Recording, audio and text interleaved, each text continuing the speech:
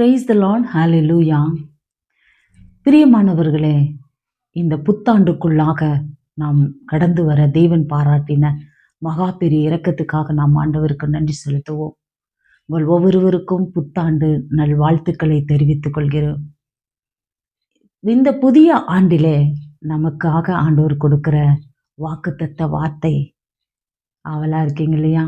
என்ன வார்த்தையா இருக்குன்னு சொல்லி எசேயாவின் புஸ்தகம் 51 அதிகாரத்திலே 11வது இறை வார்த்தை, துயரமும் பெருமூச்சும் ஒளிந்து போகும். ஹalleluya. துயரமும் உனது பெருமூச்சும் ஒளிந்து போகும். கடந்த 2025 ஆண்டு இதோ என் வாழ்க்கை துயரத்தாலும் பெருமூச்சாலுமாய் இதோ நிறைந்திருந்தது என்று சொல்லி நீங்க சொல்றீங்களா? இல்ல பல ஆண்டுகளாய் நான் துயரத்தோடு கூட பெருமூச்சோடு வாழ்ந்து கொண்டிருக்கிறேன்னு சொல்லி கொண்டிருக்கிறீங்களா?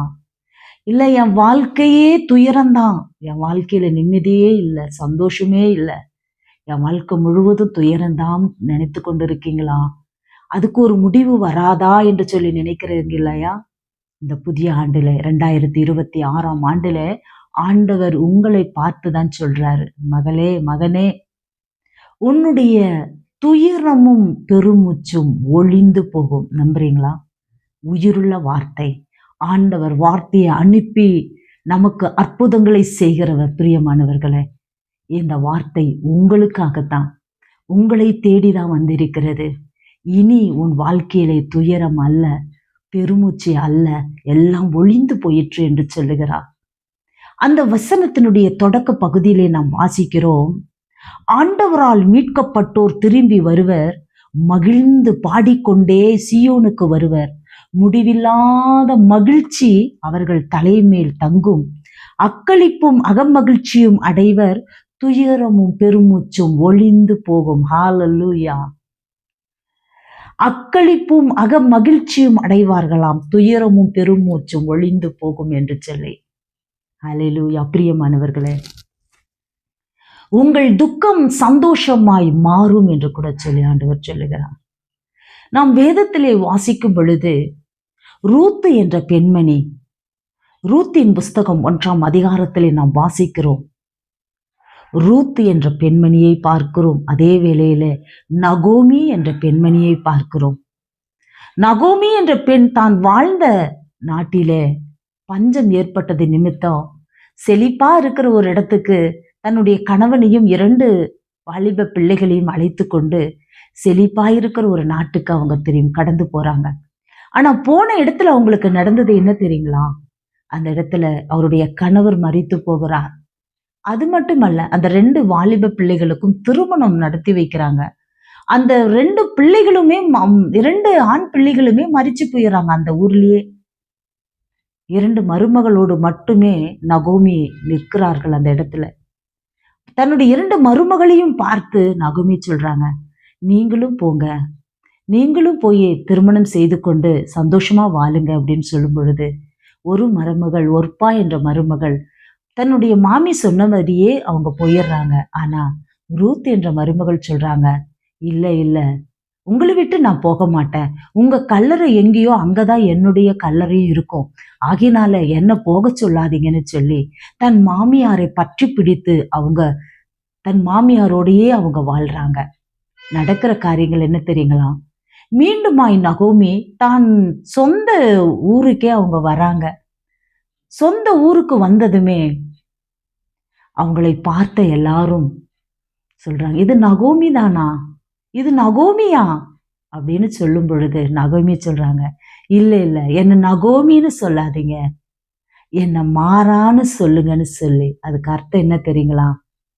நகோமி என்று சொன்னால் இன்பம் என்று அர்த்தம், மாறா என்றால் கசப்பு என்று அர்த்தம். நகோமி சொல்றாங்க, என்ன நகோமின்னு கூப்பிடாதீங்க, நான் கசந்து போன வாழ்க்கையில, எல்லாவற்றையும் இழந்து போன வாழ்க்கையில நொடிஞ்சு போய் நான் வந்திருக்கேன், என்ன மாறான்னு கூப்பிடுங்கன்னு சொல்லி. பிரியமானவர்களை, ஒரு வேளை நீங்க கூட அப்படிதான் இருக்கிறீங்களோ? என் வாழ்க்கையும் நகோமி வாழ்க்கையை போலத்தான், எல்லாவற்றையும் இழந்து போன நிலையிலே நானும் நிற்கிறேன் என்று சொல்லி நினைக்கிறீங்களா?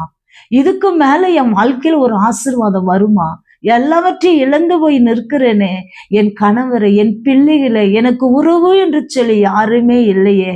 நானும் கூட ஒரு நாட்களிலே நல்லாபடி நான் வாழ்ந்திருந்தேன். ஆனா இப்போ எல்லாவற்றையும் இழந்து போய் இருக்கிறேன். அவ்வளவுதான், என் வாழ்க்கை முடிஞ்சு போச்சுன்னு நினைக்கிறீங்களா? இல்ல பிரியமானவர்களே, நகோமி வாழ்க்கையில அப்படித்தான் அவர்கள் நினைத்து கொண்டிருந்தார்கள். அவருடைய சொந்த ஊரார் வந்து அவரை கூப்பிடும் பொழுது, இல்லை, என்னை மாறா என்று கூப்பிடுங்கள் என்று சொன்னார்கள். ஆனால் நகோமி வாழ்க்கையில நடந்த அற்புதம் என்ன தெரியுங்களா? ஆண்டவர் ஆசிர்வதிச்சாருங்க. அந்த ஆசீர்வாதம் எப்படி வரும்? ஒன்றுமில்லாமையில் இருந்து உலகத்தை படைத்த நம் ஆண்டவர், பூமி வெறுமையா இருந்தது என்று கூட சொல்லி தொடக்க நூலிலே நாம் வாசிக்கிறோம். ஒன்றும் இல்லை, ஆனால் தன் வார்த்தையினால் எல்லாவற்றையும் உருவாக்கின ஆண்டவர். நகோமியுடைய மருமகள் ரூத்துக்கு நகோமியுடைய உறவினர் திருமணம் செய்து கொண்டார். ஒரு குழந்தையும் பிறந்தது. அந்த குழந்தையை தன் மார்போடு நகோமி அரவணைத்து இருக்கும் பொழுது அதே ஊர்